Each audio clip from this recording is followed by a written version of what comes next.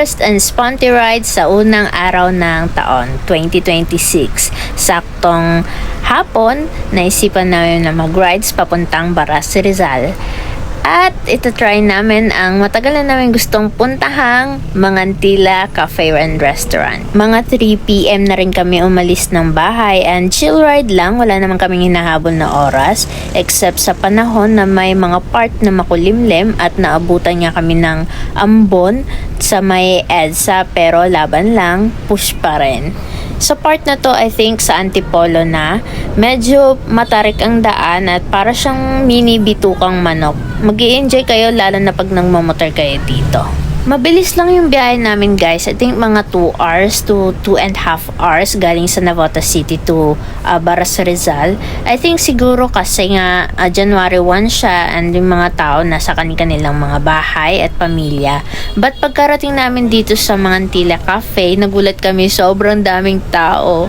Siguro nga dito kumakain yung mga magpapamilya, nagse-celebrate na rin kasi nga sama-sama. So ayun, ang ginawa namin is nag-sightseeing na lang kami. Instead, gusto na namin kumain sana dahil nga rin ay pagod at gutom. Pero ayun, nag-picture-picture na lang kami at nagbayad ng 30 pesos.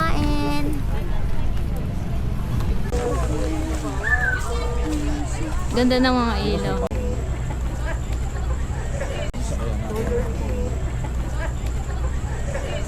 At pala, nagpa-reserve tayo. Ay, ang ganda din pala dun, oh.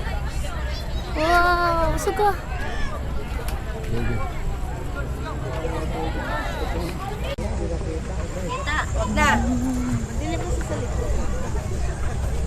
Paganda dito yung mga ilaw.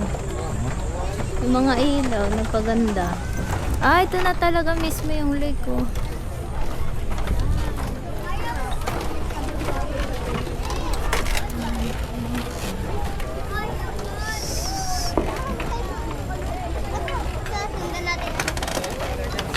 Dun kabila. Dun sa kabila. Daming tao. At naisipan namin na maghanap na lang ng ibang kakainan na madadaanan namin. At sa kakapili nga namin ay napunta na kami ng Buso-Buso. Nagpagas lang kami doon at dumiretso na ng Marilake. But unfortunately, hindi kami nakapag-video bandang Marilake Highway. Naglolo ko yung camera namin. Pero pagka-uwi namin, nakakapag-video na siya, which is weird. So ayun, ginawa namin sa Marilake. Kumain lang kami ng mga tapsilog at mami. And nag-enjoy sa night view. Marami rin kaming nakasalubong at mga nakasabay papuntang Marilake.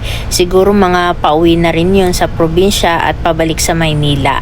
Mas okay pa rin na dumaan sa Marilake ng maaga or may araw para mas ma-enjoy nyo yung view at hindi madilim ang daan. Overall, na-enjoy naman namin ang sponty ride namin and New Year's Day. Babalikan na lang namin ng Marilake soon pag free time, and especially dapat prepared.